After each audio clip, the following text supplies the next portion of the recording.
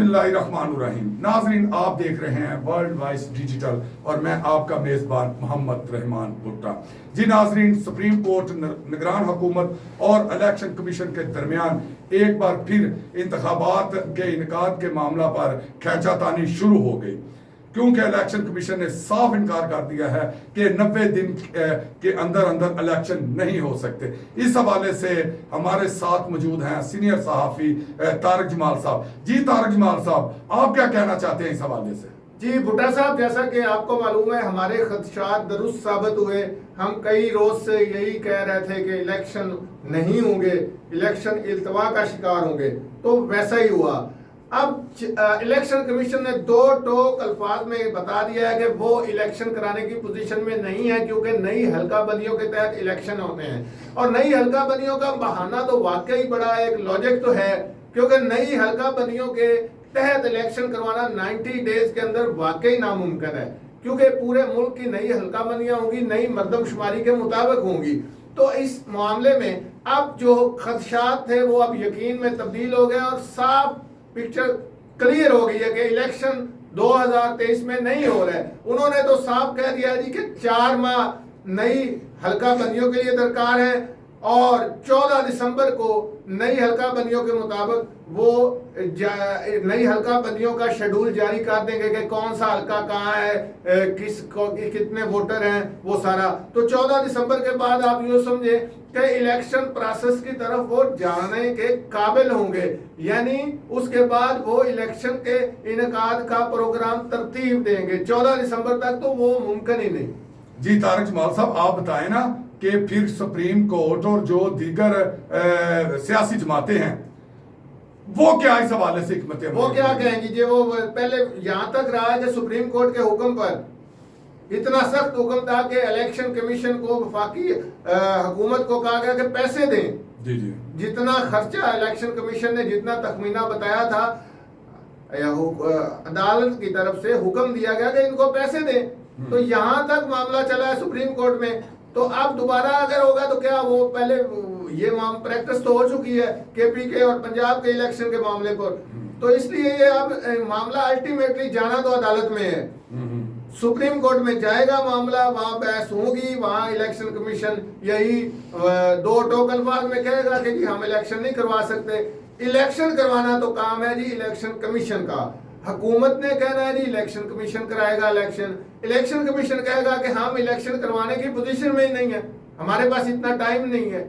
जी तारक जमाल साहब, आज देखे ना जो सुप्रीम कोर्ट के चीफ जस्टिस हैं उमर अतियाब बंदयाल साहब और जो चीफ इलेक्शन कमीशन है उनकी मुलाकात हुई है आज इस हवाले से, तो उस हवाले से आप क्या कह रहे हैं? मुलाकात तो जाहिर है वो तो एक डिस्कशन के लिए होती रहती है, वो तो एक कोई इस मामला में जब ये आगे जाके कोई रेट होगी ना, इसमें कोई रेट करेगा कि जी इलेक्शन 90 डेज में होने चाहिए, आइन ये कहता है, उस पे केस लगेगा, फिर ये बहस शुरू हो जाएगी, फिर ये मामला होगा, हुकूमत की तरफ से टीम जाएगी, इलेक्शन कमीशन के वकला आएंगे, सुप्रीम कोर्ट केस सुनेगा, ये तो मैच पढ़ना है जी। जी तारक जमाल साहब, आप बताएं ना इस मैच के हवाले से, वो तो फिर सच साबित हुआ ना जो चंद दिन से राना सनाउल्लाह साहब और राजा रियाज साहब कह रहे थे कि ये मिड फरवरी के बाद इलेक्शन होंगे। इसका मतलब है कि ये पहले फैसले हो चुके हैं। हाँ जी बिल्कुल, ये ऐसा ही है।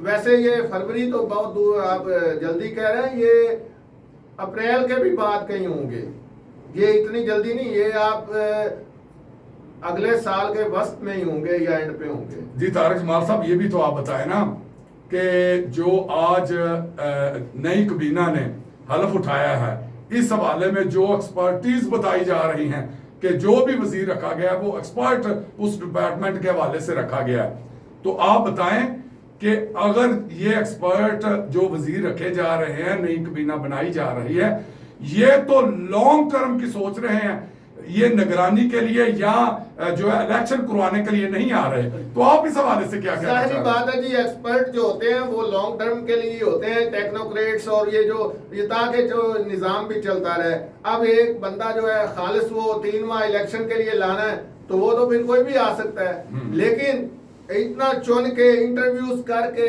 इतना गौर व खोज करके बंदे को सिलेक्ट करना वजीर के लिए, वो लाजमी बात है कि आगे बहुत कुछ होने वाला है। तारिक जमाल साहब, बहुत कुछ के बाद ये ना हो कि अगर ये सिस्टम लॉन्ग चले तो आप पीडीएम, पीपल्स पार्टी और दीगर जमातों को कहां पे देख रहे हैं इलेक्शन के हवाले से? देखें, थोड़ा सा और भी है ना मामला, ये महंगाई का जो तूफान बर्पा करके गई है पीडीएम की गवर्नमेंट, इत्तेहादी गवर्नमेंट, अब उनको भी मौका मिल जाएगा ना। लोग हमारे भूल भी जाते हैं ना जल्दी, तो लोग भूल जाएंगे ना जरा कि इन्होंने कितनी महंगाई की थी। निगरान सेटअप में भी और महंगाई होगी, महंगाई के बड़े बड़े तूफान आएंगे, लोग पिछली हुकूमत को भूल जाएंगे। यही तो बात बताने वाले हैं ना कि निगरान हुकूमत के हवाले से जो इन्होंने वुज़रा लेके आ रहे हैं, तो आप बताएं ना, ये जो तूफान आने वाला है इस हवाले से, ये तूफान निगरान हुकूमत के हवाले से, तो कौन सी पार्टी इस बात पे आएगी कि निगरान हुकूमत ने जो कुछ हुआ है वो उनके भी वुज़रा शामिल है? नहीं, वो ये थोड़ी कहेंगे कि जी हमारे वुज़रा शामिल है, वो तो निगरान सेटअप है, वो कहेंगे हमारे थोड़ी हैं। वो तो कहेंगे प्राइम मिनिस्टर ने नामजद किए हैं ना। निगरान काबीना जो होती है वो बेशक जो जिधर से भी पर्ची आए, जहां से भी आए, नोटिफिकेशन तो प्राइम मिनिस्टर ने करना होता है ना। तो वो तो मसला ये है कि जब महंगाई का तूफान जैसे चलता जा रहा है और आगे मजीद आने वाला है, तो वो ये सब बातों को सूट भी करता है, क्योंकि लोग भूल जाएंगे ना। इतनी महंगाई में तो लोग रद्द अमल में बदला लेंगे कि इन्होंने हमें पिछले 16 माह में क्या दिया है। ये जो आपका सवाल है कि जी पीडीएम की जमातें जो है वो क्या करेंगी, वो खामोशी से इस तूफान को ऑब्जर्व करेंगी और अपनी इलेक्शन की तैयारियां करेंगी। जी नाजरीन, आप देख रहे हैं कि जो आइंदा की हिकमत अमली के हवाले से है, वो तो हमें 90 दिन जो बताए जा रहे हैं उससे भी ज्यादा लॉन्ग टर्म ये जो सेटअप नजर आ रहा है, और जिसमें इलेक्शन कमीशन इनका जो नोटिफिकेशन भी जारी हुआ है, तो इसके मुताबिक तो हमें तो नजर नहीं आ रहा कि ये मिड फरवरी तक भी इलेक्शन की तरफ जाएंगे। तो आप देख रहे हैं वर्ल्ड वाइज डिजिटल, मैं आपका मेजबान मोहम्मद रहमान भुट्टा। आप हमारे चैनल को सब्सक्राइब करें और बेल आइकन के बटन को दबाएं ताकि हर नोटिफिकेशन आपको जल्द से जल्द मिल सके। अल्लाह हाफिज।